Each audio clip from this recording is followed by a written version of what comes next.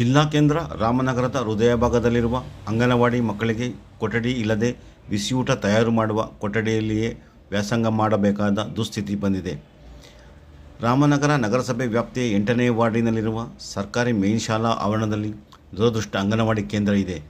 ಈ ಅಂಗನವಾಡಿಯಲ್ಲಿ 25 ಪುಟ್ಟ ಮಕ್ಕಳು ಇದ್ದು, ಈ ಶಾಲಾ ಕಟ್ಟಡವು ಹಳೆಯದಾಗಿ ಶಿಥಿಲವಾಗಿದೆ. ಮಳೆ ಬಂದಾಗ ಸೋರುತ್ತದೆ. ಕಳೆದ 1 ವರ್ಷದ ಹಿಂದೆಯೇ ಅಂಗನವಾಡಿಯನ್ನು ತಾತ್ಕಾಲಿಕವಾಗಿ ಪಕ್ಕದಲ್ಲೇ ಇರುವ ಹಳೆಯ ಕಟ್ಟಡಕ್ಕೆ ಸ್ಥಳಾಂತರ ಮಾಡಲಾಗಿತ್ತು.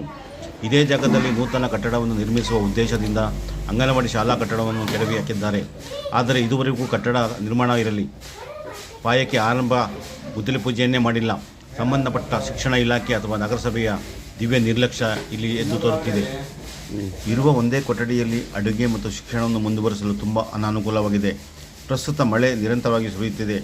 ಅಪಾಯ ಬರುವ ಮುನ್ನ ಹಳೆಯ ಕಟ್ಟಡದಲ್ಲಿ ವ್ಯಾಸಂಗ ಮಾಡುತ್ತಿರುವ ಮಕ್ಕಳ ಸುರಕ್ಷತೆಯ ದೃಷ್ಟಿಯಿಂದಾದರೂ ಕೂಡಲೇ ಸಂಬಂಧಪಟ್ಟ ಇಲಾಖೆಯವರು ಗಮನ ಹರಿಸಿ ನೂತನ ಕಟ್ಟಡಕ್ಕೆ ಮಕ್ಕಳನ್ನು ಸ್ಥಳಾಂತರ ಮಾಡಿದರೆ ಒಳಿತು ಎಂದು ಸಾರ್ವಜನಿಕರು ಅಭಿಪ್ರಾಯ ವ್ಯಕ್ತಪಡಿಸುತ್ತಿದ್ದಾರೆ.